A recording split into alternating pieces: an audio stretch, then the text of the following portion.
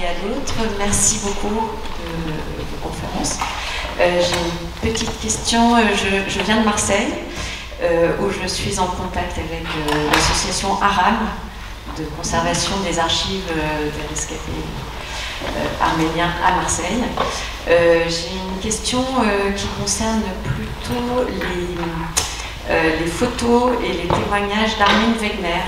Comment ont-ils été considérés à l'époque et y a-t-il une remise en question? J'ai l'impression qu'il y a une remise en question sur la loyauté d'Armin Wegner, qui était dans les services de santé allemands à cette époque-là. Je ne sais pas si vous avez des informations là-dessus. Sur Wegner, il y a deux problèmes. D'abord, c'est un officier effectivement des corps sanitaires allemands, mais qui était conscrit normal. Donc il y a effectivement les grandes photos qu'on a sont de lui, mais pas que de lui. Il y en a quelques-unes, il faut faire très attention aux photographies à l'époque parce qu'elles sont mélangées, il n'y en a pas beaucoup, mais il y en a qui ressortent maintenant, et elles sont mélangées avec des photographies antérieures, y compris dans la presse, y compris dans des ouvrages d'époque, parce qu'ils étaient peu regardants. Donc il y a aussi tout un effort à faire sur les documents visuels. Il y a par exemple des photographies issues du film de Hollywood Ravished Armenia qui ont été ensuite éditées en carte postale et présentées comme des authentiques photographies. Ou bien un tableau de Vereshchagin sur les massacres des Russes pendant la campagne de conquête d'Asie centrale avec un monceau de crânes et qui ont été, un tableau à l'huile et qui a été mis en noir et blanc et présenté ensuite, photographié comme carte postale. Bon. Et photographie de la famine au Liban, donc on ne sait pas si c'est la famine au Liban en 1907, c'est aussi le massacre du Mont-Liban, à nouveau en 1916 à la fin en blocus, qui sont présentées comme des photographies de rescapés arméniens. Et pour Wegner, en fait, il y a les photographies de Wegner et il y a le fonds Wegner. C'est-à-dire que Wegner a aussi rassemblé de différentes photographies authentiques, entre guillemets, authentiques ou antidatées. Il y a des photographies des massacres de 1894-96 qui sont présentées comme des photographies de 15, ou bien des photographies des campagnes de Macédoine, des têtes coupées qui sont présentées comme des têtes coupées arméniennes, bon ça date de 10 ans avant, des trucs même de la guerre du Sautour de 1878, on reconnaît à travers le costume. Mais donc dans le fond, Wegner, il y a un peu de tout et rien. Mais il y a les photographies de Wegner lui-même qu'il a présentées. Alors sur sa loyauté, je ne sais pas, mais c'est quelqu'un qui a été victime des purges nazies aussi, qui s'est réfugié en Italie, qui a témoigné au procès Télérian dont on parlait. Donc, mais sur les photographies, il y a un petit exposé que j'ai fait au mémorial de la Shoah sur ces vraies et fausses photographies. Il y a eu des travaux justement sur les documents visuels. Il y a des choses qui sont faites pour les campagnes d'aide humanitaire, mais qui présentent des photographies un peu d'avant. Donc c'est un peu, il faut être effectivement très rigoureux, comme tu le disais, c'est important. Juste compléter pour les fonds d'archives, le mémorial de la Shoah commençait à vouloir se constituer en centre de ressources sur les différents génocides du XXe siècle, donc un centre dit Raphaël Lemkin, c'est pas l'Institut Lemkin, c'est le centre Lemkin, et il y a donc un fonds des collègues, bien sûr, des archives de la Shoah, mais pour les archives d'Arménie, donc on a fait un partenariat avec les archives nationales d'Arménie, et il y a, donc je me suis occupé un peu de la collecte, donc il y a un certain nombre de documents depuis les massacres de 1894 jusqu'en 1923, donc bien sûr c'est pas l'intégralité, je suis en train de faire l'inventaire, donc il y a des documents, c'est des documents numérisés bien sûr, qui peuvent être disponibles à Paris, et puis et donc il y en a aussi sur le génocide des Tutsis au Rwanda, la campagne a été faite et est en cours de fait par Hélène Dumas, dont on a parlé. Donc il y a aussi ce centre à Paris, alors c'est pas tout, mais c'est aussi une première... Ah oui, non mais ce centre n'est pas... Pardon, excuse-moi. Oui, il y a plusieurs centres, mais moi je parlais de collecte, de lieux de collecte. Donc, bien sûr. Il y a 3 grandes... Ils reprennent... Mais c'est le fond du Caucase. Exactement. Voilà, c'est le fond du Caucase. Et qui commence, alors c'était intéressant pour ce que tu évoquais des argumentations politiques et judiciaires, dès 1894-96, au moment des massacres, quand l'Europe relance la question des réformes. Pourquoi je dis l'Europe est impliquée à différents moments. Il y a une enquête internationale avec les Anglais, les Français et les Russes qui diligentaient, avec lesquels on met plein d'entraves, mais qui recueille des documents. Il y a des témoignages des Arméniens aussi par le patriarcat. Et donc il y a aussi toujours eu cette volonté de, c'est pas simplement politique, mais aussi de des sanctions responsables et autres. On va prendre une autre question. Madame.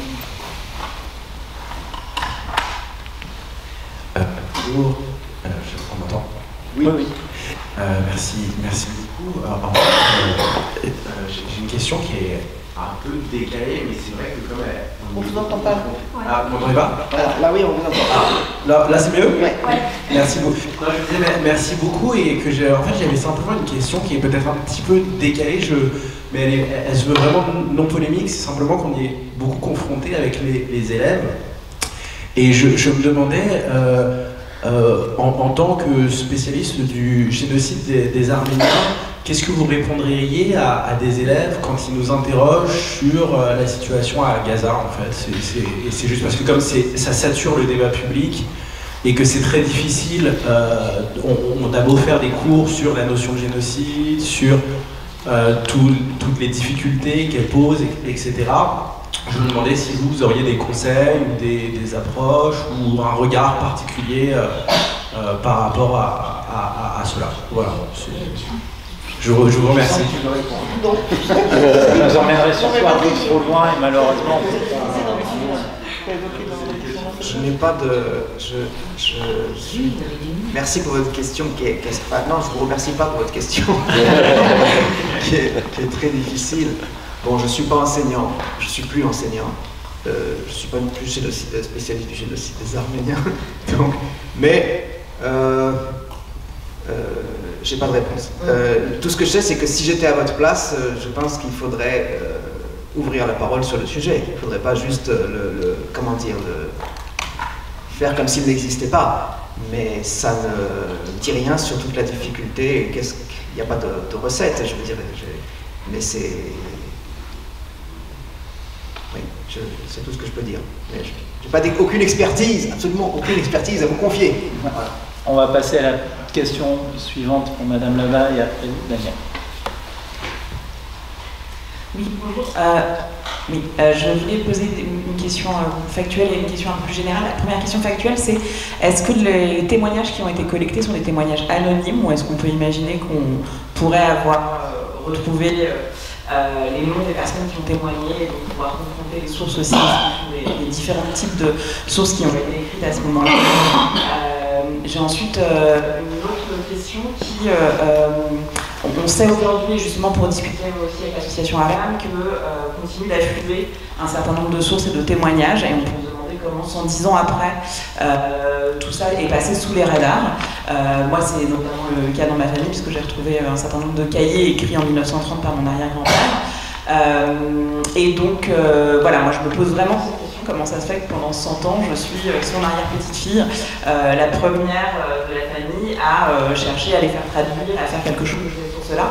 Et je crois que c'est le cas chez beaucoup de rescapés du génocide, et donc c'est vraiment une question qui me questionne, parce qu'on voit, grâce à votre présentation extrêmement éclairante, à quel point la communauté arménienne a cherché à s'organiser pour récolter ces témoignages, pourquoi un certain nombre sont passés sous les radars. Je ne sais pas si vous avez une réponse, mais en tout cas, quelque chose qui permettrait de comprendre comment ça se fait que certaines familles ont gardé ces sources-là sans chercher à en faire quelque chose.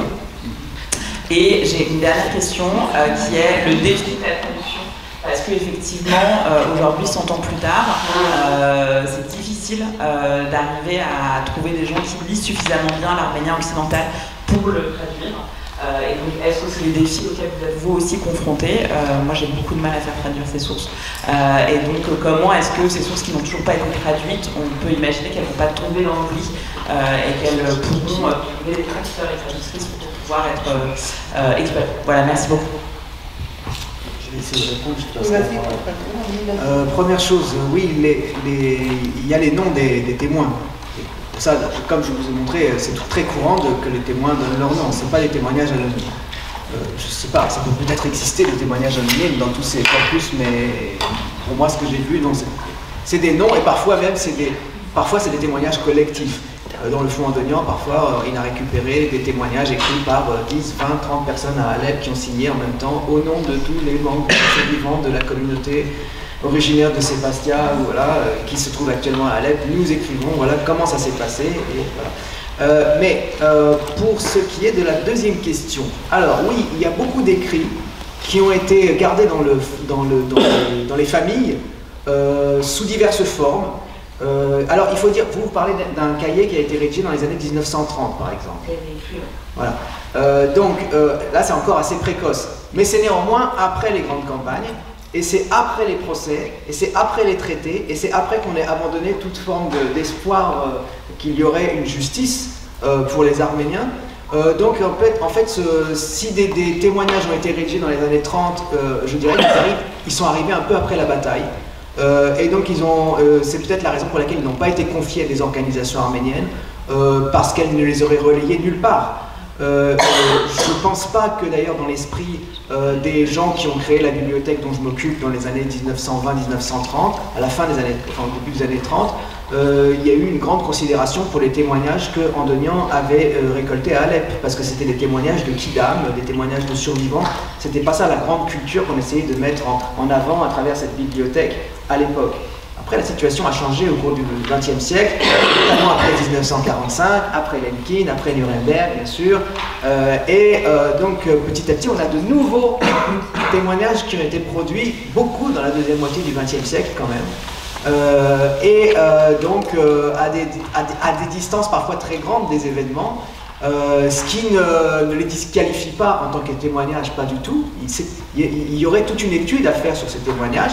Beaucoup sont restés manuscrits ou tapuscrits et n'ont jamais été publiés, soit parce qu'ils étaient en arménien, effectivement il y a ce problème d'accès à la langue, soit parce que leurs propres auteurs n'estimaient pas que c'était fait pour être publié, ça devait rester dans le giron familial, ça n'avait pas de valeur littéraire, ils n'étaient pas historiens et ne considéraient pas leur propre écrit comme quelque chose méritant d'être partagé.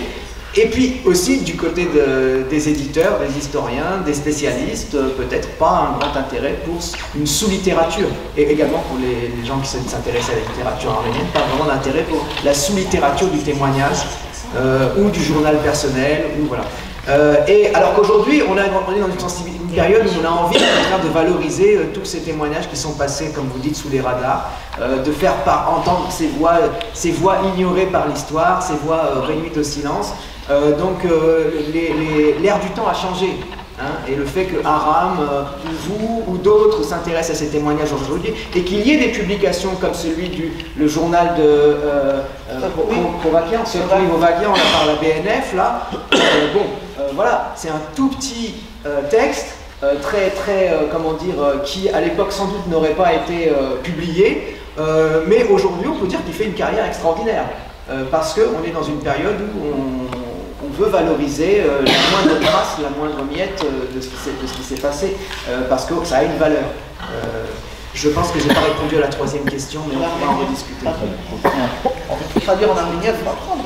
Très tôt, on traduit bien des textes cunéiformes et autres, donc c'est pas...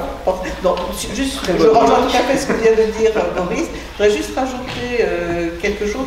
Il y a un autre petit corpus sur lequel je travaille actuellement, ce sont des lettres privées publiées dans Tsaïn d'Arabello en 1922 qui ont été recueillies. Ce sont des lettres envoyées par les rescapés. Alors, au moment, je pense, de l'occupation d'Erzurum, Trébizonde par l'armée russe, et donc les quelques rescapés qui étaient cachés sortent etc., écrivent à leur famille, aux États-Unis notamment.